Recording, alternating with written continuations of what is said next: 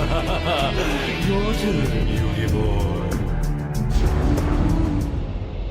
What is up, guys? This is AlintheaYoh coming in today with a discussion about the rarities that we have had since Bosch, since Breaks the Shadows in January, and how you basically feel about them. So if you've been living under a rock, or if you haven't bought any Yu-Gi-Oh! Core products since, last year, then you won't know that the Ultimate Rare print and the Ghost Rare print have been scrapped, in addition for a Super Rare in every single pack.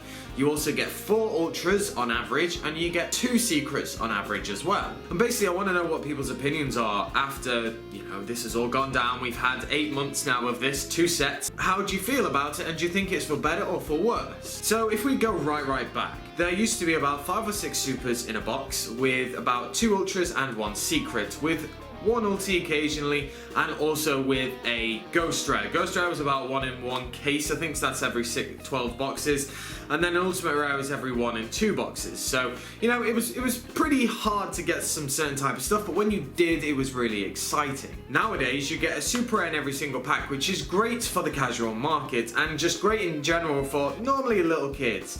Because let's face it, we all know how we used to feel when we used to open a pack, and we would get a Super Rare, or we would get a holo in any way, shape or form, and we would just be so happy. It'd be so exciting, and it'd be really awesome to get. But now, if you look at the competitive part, and for example, the secondary market for Super Rares, the only Super Rare out of every single Super Rare so far that has been printed that is actually anything worth value is Twin Twister. Twin Twister from Bosch is still a good price at £7 or £8, about $10 depending on where you are. That is a bit of a blue herring, but if Konami want, their Super Rares to hold a bit of weight behind them, they need to print cards like that. They need to have good Super Rares if they want them to actually hold value and not just be chucked aside. Now that they've made Super Rares in every single pack, there's only, I think, about 12 Super Rares, or it might be 15, or there's not that many. What ends up happening if you do get a box is you get a mass amount of duplicates.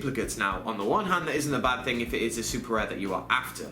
On the other hand, I feel that there is room for improvement in the fact that they could just add more cards as Super Rare. That means that more cards have the chance to be an actual rarity bump, but not too much, because they are feasibly easier to get. It means that more people will be happier because there's a better chance of archetypes being hit that people like, so they get better rarities. And in general, it just means that there is a bit or more of an exciting chase to, instead of just opening up a box and being like, yeah, I have every super I need. For me, when we do our big openings, as you see on the Brotherhoods, and we just did one not too long ago, the super rares kind of just feel meh. They're the exact same as the rares now. When you open up a pack, you're getting a super rare and you just throw it to the side because you're just like, yeah, that's basically just like a rare now. It's when you actually get into the Ultras and the Secrets, that's when it gets exciting because you want to see what they are. Obviously, there are some supers that you will be looking for, and that is completely fine, that you will get actually excited for, but I feel that because of this move, the super rares have just kind of lost their integrity. They've just kind of gone to the realm of rares where a lot of people will just not care about it. Now, I know this is me talking from a competitive standpoint and a older standpoint, and I remember how it used to be back in the day. I realise this isn't the same opinion as everyone else. I realise that I am most likely in the minority of the opinion for this, because as I said, the casual market is the bigger market, and that's what keeps Yu-Gi-Oh! Running. But I still feel that it's just a bit of a shame that we have lost that little bit of excitement. I personally have anyway, I don't know about you guys. But I've lost that excitement that used to come from getting a super rare. Even if it was a bad super rare, or one that I didn't want, I'd still be like, yeah, okay, this is cool. This is still like a £3-4 card. Now, super rares are just like, meh. You'd be looking to get £1 for them after a week of release. Maybe this is me just ranting a little bit, and it kind of is, but at the end of the day, it's just my opinion on how the move's gone down. I think overall, it's gone down well, and people have accepted it well. But I really miss the Ghost Rares, and I really miss the Ultimate Rares especially, because that just added an extra little bit of oomph into the box and into the packs. You look at Pokemon, they have full art cards and they have all these special versions of the cards and such, and you have chances of getting an existing card in a different rarity. That was basically what Ultimate Rares were back in the day, because if you remember, every single rare card came in an Ultimate Rare card.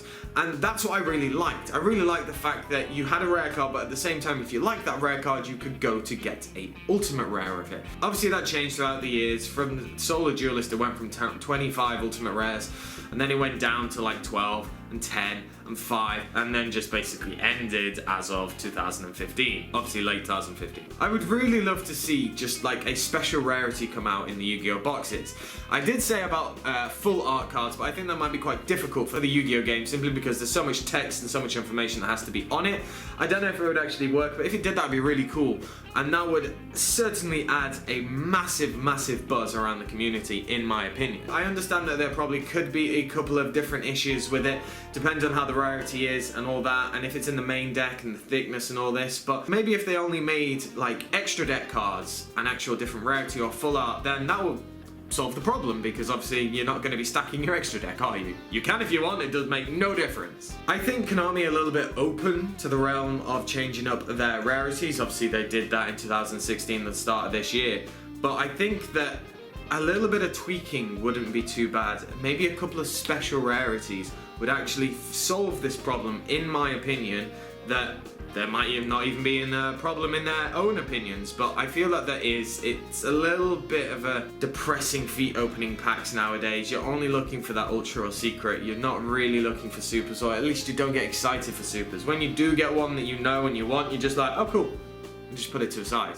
Like, that's not the reaction I want. That's not the reaction we want. We want to be like, yes, got it, excellent, and so on and so forth. So that was a bit of a random rant and rumble. I realise this probably went on for a little bit of a while, but whatever. So I want to know what you guys think down in the comment section below. Do you like how the rarities are right now in the boxes, or do you just think we need to change them up? Personally, I want Kyber Corp rarity right now, but I know that's not going to happen because I'm pretty sure there is some licensing issue going on. But as I said, let me know down in the comment section below. Make sure to give me a like, comment, subscribe, and I should catch you guys later.